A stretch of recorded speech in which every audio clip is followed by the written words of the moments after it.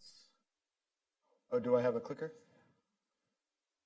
All right. Good morning, and I'll echo everyone's thanks to the Hudson Institute, to Louise and the George Mason Center, and Michael deserves an enormous amount of thanks for a lot of work that went into organizing today. I am going to try in my first presentation really the presentations in many ways have hit on a lot of the themes that I might have talked about, and I think we're pretty zoomed out at a lot of different terms and different ways of saying the same things. I don't think there are any pro-kleptocracy voices on the panels. So I think we're hitting a lot of the same ideas, and certainly Michael's idea of a war on the revenue is really at the heart of what we do, and a lot of Kate's definitional aspects of kleptocracy have really underlie our work.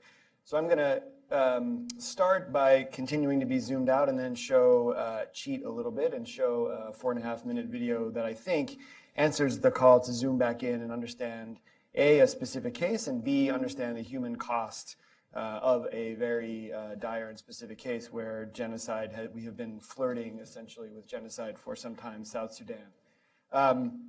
We at the Enough Project and the Century is an investigative initiative of the Enough Project.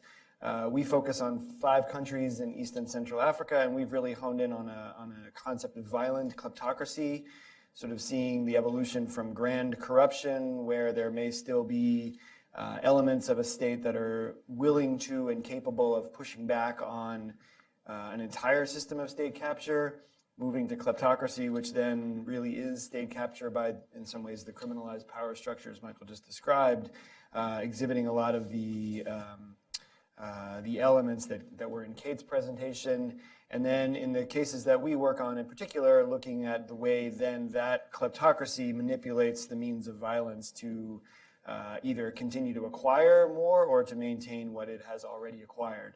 The systems differ in every place, and in some cases like Congo, there may be 3 or 4 systems of violent kleptocracy that exist within the single country, depending on the nature of the groups involved.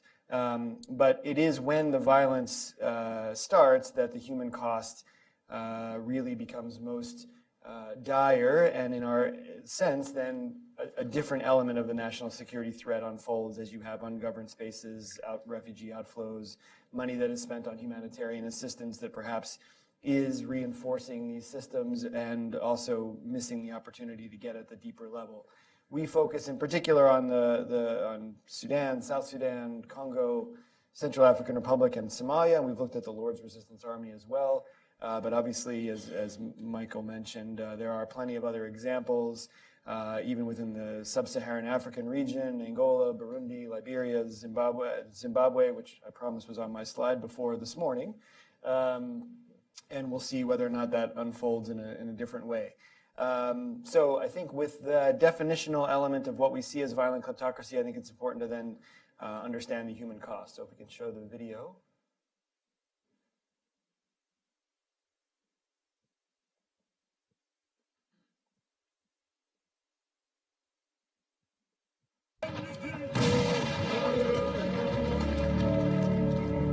Tens of thousands of innocent people killed, entire cities destroyed, nearly 2.5 million people driven from their homes. South Sudan, the world's newest nation, is being torn apart by a horrific civil war fueled by massive corruption. 2 men, South Sudanese President Salva Kiir and former Vice President Riek Machar, command forces responsible for mass rape, child soldier recruitment, and massacres of civilians. Top officials in South Sudan have built personal fortunes while their country suffers. They've hijacked the state, looting natural resources, robbing state coffers, killing anyone who gets in their way. Government money is diverted to lethal private militias and weapons used against the people. To try to stop this corruption-fueled violence, we formed the Century to investigate, disrupt, and dismantle the networks benefiting from the violence in East and Central Africa, the deadliest war zone in the world. Even the president of South Sudan has called corruption in his own government the cause of this war. Some of these ministers have bought apartments, they have bought very beautiful houses, villas, They are hiding it in Kenya. You know this. And they have refused to bring it back. reveal. Beautiful houses, hidden wealth. He should know. President Kiir's official salary is $60,000 a year, but among the Kiir family getaways is this elegant villa in Lavington, an upscale community in Nairobi, Kenya. The president's family has lived in luxury outside the country. They post videos partying in five-star hotels, driving expensive cars, and jet-setting around the world, while average South Sudanese are living through hell. How did they take this money there to buy? Good question. Century investigators found the president's closest inner circle, his wife, children, several powerful in-laws, are part owners of oil companies, mining firms, banks, casinos, and an airline. And they left a trail of insider deals, corrupt contracts, and outright fraud. One company, owned by the president's in-laws, stole millions of dollars that were supposed to buy food for hungry citizens. They're also in a murky venture with a major multinational oil company, Petronas. One of the in-laws in that oil partnership, the president's brother-in-law, is a major general in the army. In the ongoing battle over power, President Kiir has stoked the conflict by twice firing Vice President Machar. Yet Machar is no innocent victim. He's been playing the same dirty financial game. Machar tried to sell off the country's oil to a Russian arms dealer in return for deadly weapons, while his family lives in different homes outside South Sudan, far from the war zone. And now his family stays here, in Lavington, in the same neighborhood as President Kiir. Our Century investigators found evidence of international complicity at every turn. These officials could not continue to loot and kill without the help of an array of international facilitators, not just secretive Russian arms dealers, but also international bankers, businessmen, and lawyers. These war profiteers are stealing from some of the poorest people in the world. I have written even to President Obama to tell him that, they helped me to recover this money. That's right, President Kiir. Governments around the world should begin freezing and seizing these stolen assets, starting with yours. Century investigators are turning over dossiers of evidence of grand corruption in South Sudan to governments around the world. These same governments have crafted financial tools to combat terrorism, nuclear proliferation, and organized crime. Now it's time to use these tools to stop these men from looting and killing in South Sudan.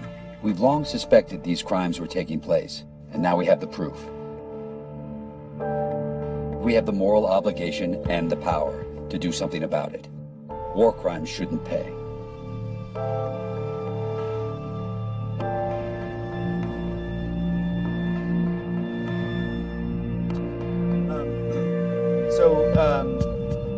I think throughout the video, in addition to the human cost, you see in this video, to be honest, was produced 14 months ago. Sadly, the situation has only worsened, and the sort of by dual nature that we sort of present the conflict there has really just metastasized, and you've seen additional armed groups forming and continued outflow of refugees, displacement of people, and violence,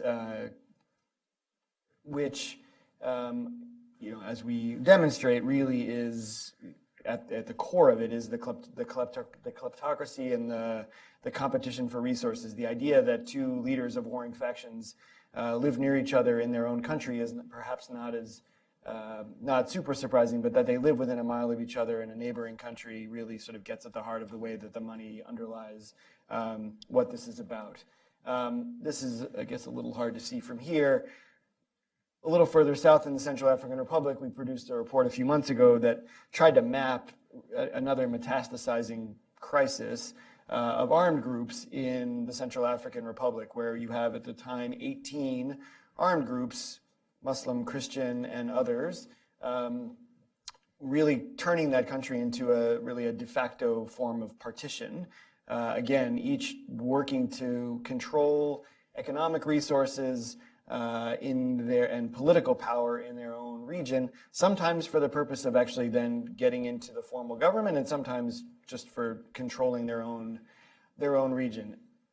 I think in where I will more or less stop this part of the presentation. You will hear from me again when I come back to talk about the tools a little bit later, but I think as we talk about the threats of kleptocracy and the definitions and the structures that they form it is essential to recognize that our national security interests are at risk when we have continued increasingly ungoverned spaces, displaced people, money moving. I mean, the images of money moving and people moving are really critical. And when there is this level of desperation and level of violence, regional, sometimes national, but also regional stability can be a threat or can be at risk. And I think it's important to recognize that whenever we declare economic sanctions in a place, or in a country, or to deal with a particular risk, we declare a national emergency. We've been doing that for decades with respect to many of the countries we've talked about. But I think the concept we're trying to get to today is to move from what is often maybe a pro forma declaration of national emergency to really understanding the national security risk that is at the heart of the way these conflicts sadly often unfold. So I will do my best to stick to time, and I will come back later to talk about then how we actually try to address some of these things through specific financial tools.